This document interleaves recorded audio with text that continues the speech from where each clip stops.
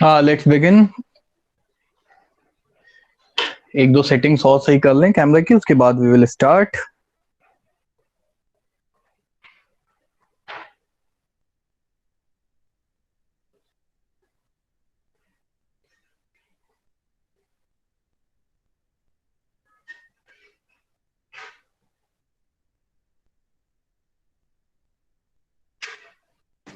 बच्चों just do me a favour, keep your microphones on muted. ठीक है, would be better. Recording में problem नहीं आएगी उससे। दूसरी चीज, make sure your video is turned of, जैसा भी है। हम लोग आज मोशन को जो हम लोगों ने एक्चुअली स्टार्ट कर दिया था, we will continue that only. तो सबसे पहला टॉपिक हम लोगों को पढ़ना है डिस्टेंस और डिस्प्लेसमेंट, जो हम लोग ऑलरेडी पढ़ चुके हैं। उसी को एक बार देख लेते हैं फिर से। ठीक है, तो डिस्टेंस का मतलब होता है you can say the length of the path, total जितना भी हम चले। डिस्प्लेसमेंट मतलब होता है इनिशियल पॉइंट फाइनल पॉइंट के बीच में एक लाइन खींच दो, बस दैट इज डिस्प्लेसमेंट। ठीक है, डिस्टेंस और डिस्प्लेसमेंट में एक चीज याद रखेंगे हम लोग, that distance is always either equal to, ये चीज याद रखना बहुत इंपॉर्टेंट है। जो डिस्टेंस होता है वो या तो हमेशा डिस्प्लेसमेंट से बड़ा होगा, ठीक, या तो बड़ा होगा या फिर बराबर होगा। ये बहुत इंपॉर्टेंट पॉइंट है कि displacement is either always equal to और ग्रेटर देन डिस्प्लेसमेंट। ठीक है, दोनों की ऐसा यूनिट होती है मीटर। ये हम लोग ने लास्ट टाइम पे देखा हुआ था, वीडियो भी पढ़ा है। If you like need any assistance you can see that video. दूसरी चीज, आज हम लोग को जो पढ़ना है वो पढ़ना है, जैसे डिस्टेंस होता है वैसे ही होता है स्पीड, और डिस्प्लेसमेंट के चेंज होने को हम कहते हैं वेलोसिटी। ठीक, दोनों जुड़वा भाई हैं, कुंभ के मेले में बिछड़ गए थे। ओके, तब बहुत पहले ऐसा होता था। राइट, ध्यान से सुनने वाली बात यह है कि एक चीज बस याद रखेंगे, दोनों में ये चीज कॉमन है। ठीक है, तरीका देखो याद करने का, दोनों में कॉमन क्या है? Rate of change of dash with time. दोनों क्लियर हो जाएंगे। Rate of change of dash with time, अगर स्पीड की बात कर रहे हो तो rate of change of distance with time, अगर वेलोसिटी की बात कर रहे हो तो rate of change of displacement with time. ठीक है, जैसे दो तरीके होते हैं ना, अभी दोनों चीजें बताते हैं कि ये दोनों तरीके की स्पीड क्या होती है। तो बहुत आसान है, अगर डिस्टेंस की हम लोग बात कर रहे हैं तो we will say rate of change of distance with time, यहां पे लिख देते हैं। ठीक है, ये हो जाएगा rate of change of distance with time, this will be speed. और यहीं पे अगर डिस्टेंस की जगह पे हम लिख दें, डिस्टेंस की जगह अगर मैं लिख दूं डिस्प्लेसमेंट, तो ये बन जाएगा वेलोसिटी। जल्दी से स्पीड की डेफिनेशन अभी लिख दो, अभी वेलोसिटी मत लिखना, वेलोसिटी दोबारा लिख लेना। ठीक है, पहले स्पीड लिख दो जल्दी से। Rate of change of distance with time is called speed. इसका फॉर्मूला जो बनता है ये लिखते जाओ साथ साथ।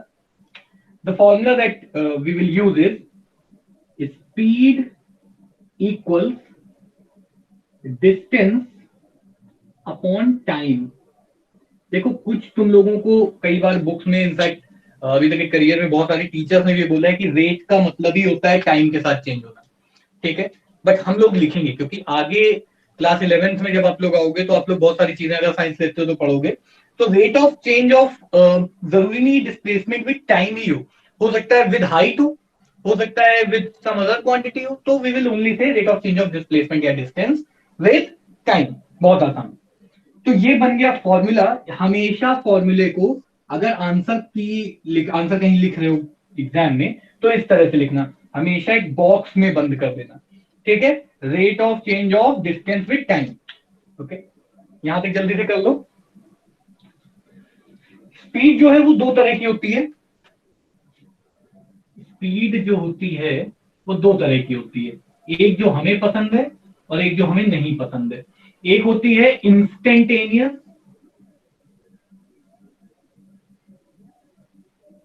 और जो दूसरी होती है, थोड़ा सा और नीचे लिख देते हैं, और जो दूसरी होती है वो होती है एवरेज। ठीक है, पहले जल्दी से टाइप्स ऑफ स्पीड लिख लो। Speed is of two types, speed दो तरह की नहीं होती है, स्पीड को हम मेजर दो तरह से करते हैं, ठीक है। एक होती है इंस्टेंटेनियस और एक होती है एवरेज। बहुत सिंपल सा एग्जांपल देंगे, अभी पूरा एकदम क्लियर हो जाएगा। आई होप ये सबने लिख लिया होगा, नहीं भी लिखा है तो कोई बात नहीं, हमारे पास रिकॉर्डिंग होगी।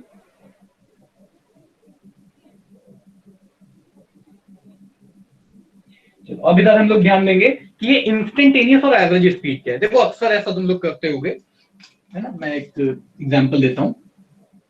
ये है हमारे घर की बिल्डिंग, ये नहीं कह रहे कि तुम लोग झोपड़ी में रहते हो, बट मान लेते हैं ये है हमारा होम, ठीक।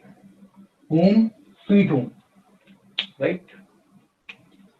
होम स्वीट होम की बात करें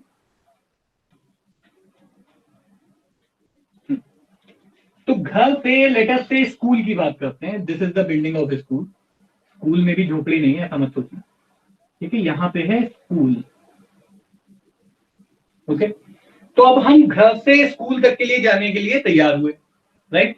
अब देखो क्या होता है, हम लोग यहां से निकले, लेटर से स्कूल से वापस आ रहे, जाते टाइम तो वैसे सबको देर हो रही होती है, तो हम लोग 2 बजे स्कूल से निकले, ठीक। और आराम से धीमे धीमे यहां तक चल के आए। यहाँ कहीं पे मोमोज वाला ठेला लगा था, ठेला बना देते हैं यहाँ पे, ठीक। मोमोज ठेला, ओके। तो हमारे पास स्कूल और घर के बीच में मोमोज वाला ठेला था। घर पे पेरेंट्स को पता है कि हम लोग 2:30 पे यानी 2:30 बजे हम लोग वापस आ जाते हैं। ये हम लोगों को पता है, ये पेरेंट्स को पता है, ठीक है। पेरेंट्स यहाँ पे बहुत आराम से समझते चले, कोई जल्दी नहीं।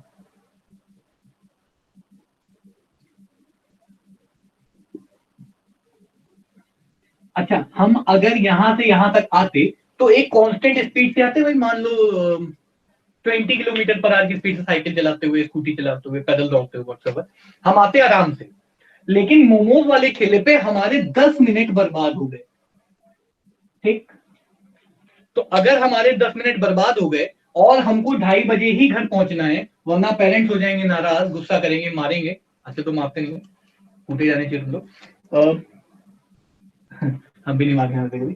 तो बाकी जो यहां से यहां तक की स्पीड है वो थोड़ी सी तेज होनी चाहिए। यहां तक तो हमारी स्पीड सेम थी जैसे हम दिल्ली आते थे, लेकिन ये जो बचा हुआ है ना, ये वाला 10 मिनट के बाद मोमोज के ठेले से घर तक का, दिस शुड बी फास्ट।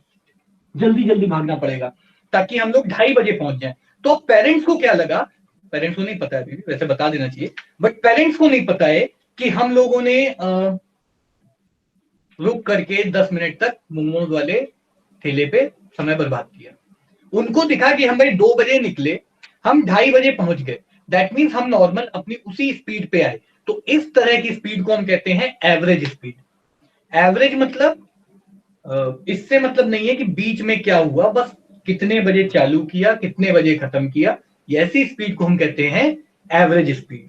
और इंस्टेंटेनियस स्पीड क्या है, जो हमारी बाइक या हमारी स्कूटी या हमारी कार का जो एक स्पीडोमीटर होता है ना, जो दिखाता है एक्सीलेटर पे पैर रख दो या घुमा दो एक्सीलेटर को, तो हमको दिखाता है ना 100 पे चल रहे हैं, 200 पे, 250 पे, 500 जो भी है ना, तो दैट इज इंस्टेंटेनियस स्पीड, ठीक है। तो एवरेज स्पीड की जो डेफिनेशन बनेगी, जल्दी से लिख लो, total distance covered divided by total time,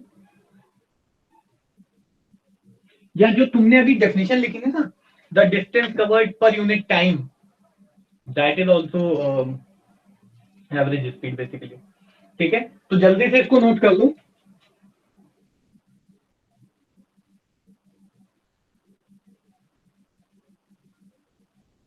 total distance covered divided by total time, ये होती है एवरेज स्पीड। और एवरेज स्पीड को दिखाते हैं ऐसे, कोई भी क्वांटिटी आप लोगों ने मैथ में पढ़ा होगा, जैसे लिखा हुआ है एक्स, और एक्स के ऊपर बना है एक बार। तो अगर एक्स के ऊपर एक बार बना है तो इसका मतलब ये एक्स का क्या है, एवरेज है, ठीक है। और एवरेज स्पीड हो जाएगा एस यानी कि distance total divided by time total, ठीक। Total distance upon total time, बहुत आसान है, कुछ भी इसमें कठिन चीज नहीं है। इसके बाद जो सेकेंड स्पीड हम लोगों को पढ़नी है दैट इज इंस्टेंटेनियस स्पीड। अभी एसआई यूनिट वगैरह नहीं लिखवाई है क्योंकि दोनों की एसआई यूनिट सेम होती, तो हम लोग क्यों बार बार अलग अलग लिखें, एक साथ लिखेंगे, it will be easier for us.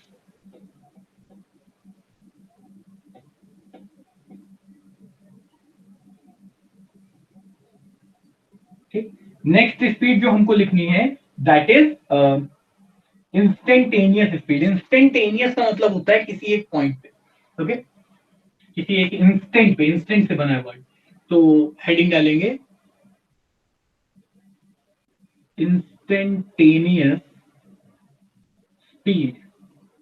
इसमें रेट लिखते हैं, the rate of change of speed at a given time. देखो कैसे बनेगा, rate of change of speed at a given time. ठीक है, ये किसी एक पर्टिकुलर टाइम पे होती है, यानी कि ऐसा भी हो सकता है कि 10 सेकेंड में पूछ लें। जैसे ट्रेन चलती है ना, तो मान लेते हैं शताब्दी या राजधानी जो ट्रेन चलती है, एक्चुअली तुम लोग को ये चीज नहीं पता होगी कि जो प्रीमियम ट्रेन होती है पुराने जमाने में, जब लॉकडाउन नहीं था, प्राचीन काल में जब हम लोग बाहर जाया करते थे, तो उस समय का शायद तुम लोग को पता हो कि राजधानी और शताब्दी जो ट्रेन होती हैं they are not at all so premium, क्योंकि ट्रेन की स्पीड वही होती है। सारी ट्रेन 120 के ऊपर नहीं चलती, 160 के ऊपर आपका ट्रैक्शन खत्म हो जाता है, जो रेलवे ट्रैक्स होते हैं, तो ट्रेन निकल जाती है उसके ऊपर से, तो 160 तो जा ही नहीं सकती है। और 110 से 120 के बीच में सारी ट्रेन चलती हैं। तो even if you are travelling in a passenger train, तो पैसेंजर ट्रेन भी वही स्पीड में चलती है। तो ऐसा क्या खास हो जाता है कि राजधानी और शताब्दी जल्दी पहुंच जाती है बाकी सबसे, है ना? अगर दिल्ली से कंपेयर करो तो राजधानी ट्रेन 5 घंटे में ले आती है, और वही कोई लोकल टाइप की ट्रेन घूमती हो गई, ऐसी कोई सस्ती मध्य ट्रेन हो गई, सेकंड हैंड ट्रेन टाइप की, तो वो लेके आती है 8 से 9 घंटे में। द रीजन इज कि उसकी एवरेज स्पीड ज्यादा होती है, यानी कि वो रुकती कम है लगातार, और बाकी ट्रेन खड़ी होती है तो वो उसको ओवरटेक कर लेती है। तो इंस्टेंटेनियस स्पीड जो है वो हो सकता है दोनों की सेम हो, यहाँ पे देख लो, दिख रहा होगा, इंस्टेंटेनियस स्पीड दोनों की हो सकता है सेम हो, लेकिन एवरेज स्पीड में फर्क आ जाता है। तो हमको ऐसा लगता है राजधानी बहुत तेज चलती है। ठीक है, दिस आई हैव इवन, जब हम लोग इंजीनियरिंग कर रहे थे तब हम लोगों ने एक्सपेरिमेंट भी किया था। तब एक नया नया फोन आया था नोकिया का लूमिया, है ना, तो उसमें ये चीज थी, GPS enabled speed tracking system. I am talking about 2014 13 की बात करता हूँ शायद, आई एम नॉट श्योर, हाँ 13 की। तो 2013 में नया नया वो फोन आया था, उसमें स्पीड बताता था वो चलती हुई गाड़ी की, है ना, अगर आप उस गाड़ी में है तो जीपीएस का यूज करके। तो तब हम लोगों ने देखा था एक तूफान एक्सप्रेस आती है जो सिर्फ नाम की तूफान, राइट। तो अब ये रेट ऑफ चेंज को हम दिखाते कैसे हैं? देखो बहुत आसान है,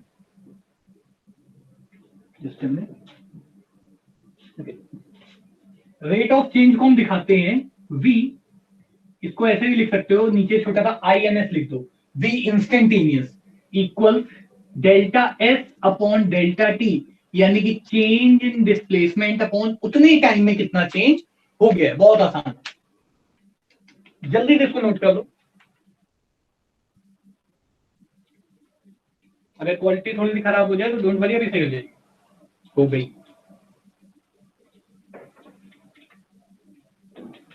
बहुत आसान है। स्पीड की SI यूनिट देखो, डिस्टेंस अपॉन टाइम होता है ना, तो डिस्टेंस होता है हमेशा मीटर में, टाइम हमेशा होता है सेकेंड में। तो स्पीड की SI यूनिट बनती है, चाहे इंस्टेंटेनियस हो चाहे एवरेज हो, मीटर पर सेकेंड। आप इसको ऐसे भी लिख सकते हो, मीटर पर सेकेंड, ठीक, सेम चीज है। जल्दी से इसको नोट कर लो। और स्पीड कहीं से भी आपकी वेक्टर क्वांटिटी नहीं है। स्पीड देखो, जो बाइक में या स्कूटी में हमारी स्पीड दिखाता है, कभी ये चीज ट्राई करना, 20-30 की स्पीड पे हमारी स्कूटी चल रही है, let us say left to right, right, just a minute, I hope my voice is clear. या लेट अस से एक स्कूटी चल रही है 20 से 30 किलोमीटर पर आवर की स्पीड पे, 20 किलोमीटर मान लेते हैं, लेफ्ट टू राइट जा रही है, मेरे लेफ्ट टू मेरे राइट, आप लोगों को पता नहीं लेफ्ट दिख रहा है राइट दिख रहा है, नॉट श्योर।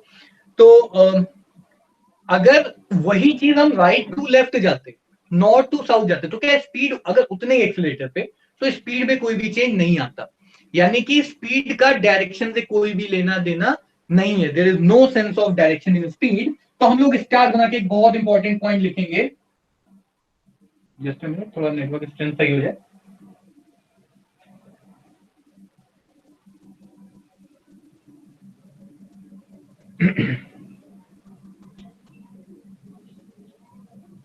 okay, हम लोग यहां पे लिखेंगे speed is a scalar quantity. Speed is a scalar quantity, मतलब इसका डायरेक्शन से कोई लेना देना नहीं, इट ओनली हैज मैग्नीट्यूड। जब भी हम स्पीड कहेंगे तो इसका कोई मतलब नहीं बनता कि हमारी स्पीड इस डायरेक्शन में इतनी थी। बताने के लिए हो सकता है हमको कहना पड़े कि लाइक घर आते टाइम हमारी स्पीड इतनी थी, but it makes no sense in terms of physics. ठीक है, इन सेंस ऑफ डायरेक्शन। तो जैसे स्पीड अभी हम लोगों ने देखा, वैसे ही वेलोसिटीज होती हैं, राइट। तो वेलोसिटीज की बात करते हैं तो दो तरह की वेलोसिटी होती है। एक होती है इंस्टेंटेनियस वेलोसिटी और दूसरी होती है एवरेज वेलोसिटी। ठीक है, जहां पे स्पीड लिखा है वहां पे अब हम लिख देंगे वेलोसिटी। बहुत आसान हो जाएगा अगर स्पीड समझ में आ गया तो। यहाँ पे सॉरी, यहाँ पे स्पीड लिख देना है, जो डिस्टेंस होना चाहिए था। ठीक है, उसको सही कर लेना। वेलोसिटी की बात करते हैं तो यहाँ पे आएगा डिस्प्लेसमेंट, बस बाकी सब कुछ सेम है, राइट। डाउन।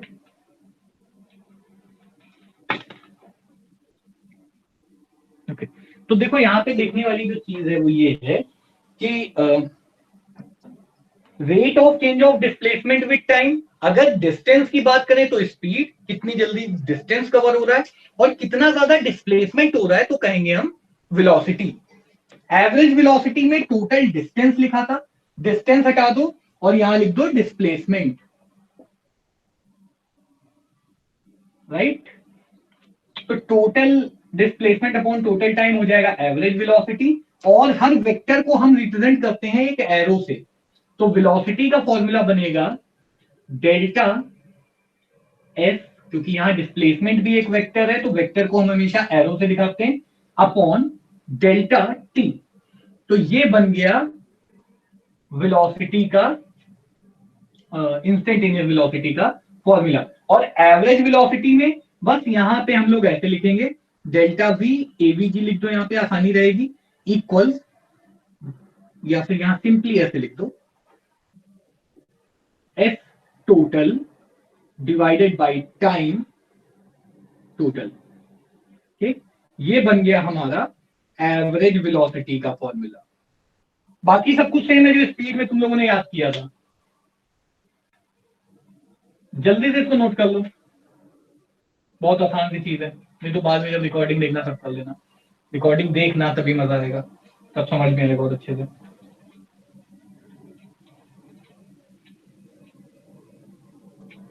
आज का लास्ट टॉपिक हम लोग और पढ़ेंगे, नेक्स्ट क्लास में न्यूमेरिकल देखेंगे। आज का लास्ट टॉपिक जो होगा दैट इज एक्सिलरेशन।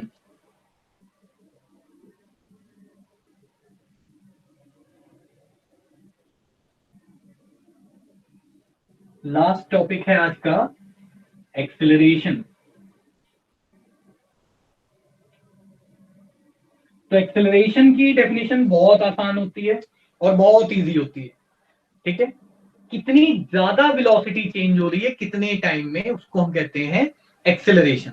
ठीक है, एक्सेलरेटर आप लोगों ने बाइक में देखा होगा, एक्चुअली वो थ्रॉटल होता है, एक्सेलरेटर नहीं होता है, बट ठीक है। बाइक चला रहे हैं, हमने थोड़ा थोड़ा एक्सेलरेटर घुमाया।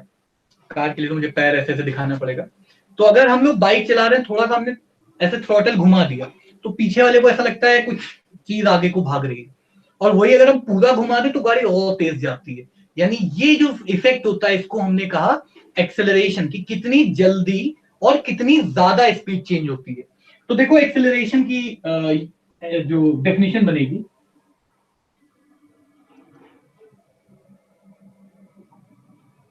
एक्सेलरेशन की जो डेफिनेशन बनेगी that will be rate of change of velocity. याद रखना वेलोसिटी होता है, बहुत इंपॉर्टेंट पॉइंट है। बच्चे कई बार स्पीड लिखाते हैं, इसके नंबर कट जाते हैं। Rate of change of velocity with time is called acceleration. बहुत इंपॉर्टेंट डेफिनेशन। और यही अगर हम लोग इंस्टेंटेनियस की बात करें तो बस ये लिखा रहने दो।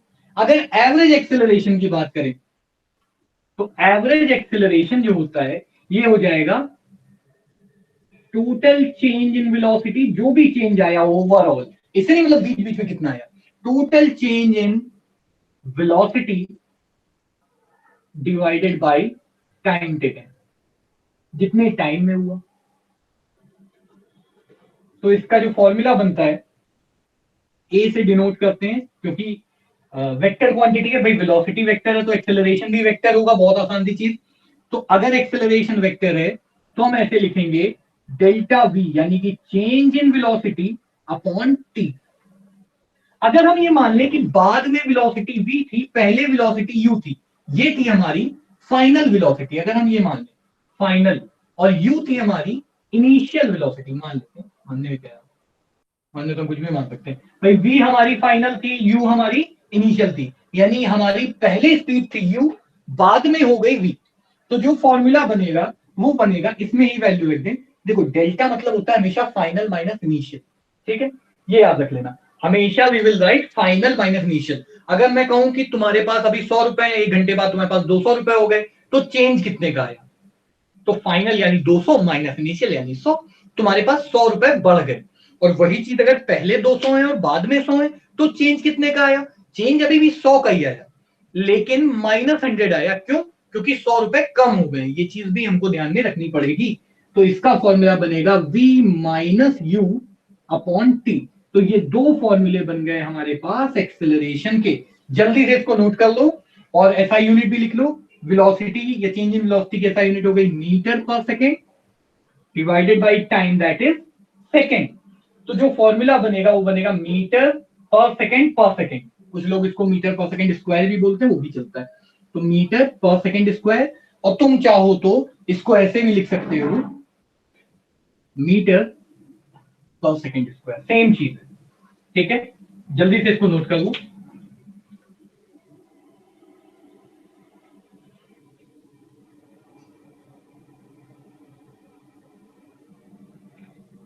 बहुत आसान सा है, कोई जल्दी नहीं, कोई भी हड़बड़ी वाली बात नहीं है।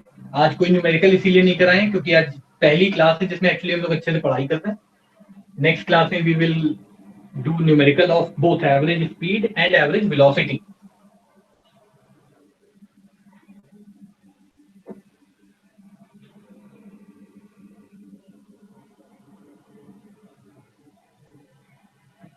ठीक है, तो आई होप क्लियर हो गया होगा आज।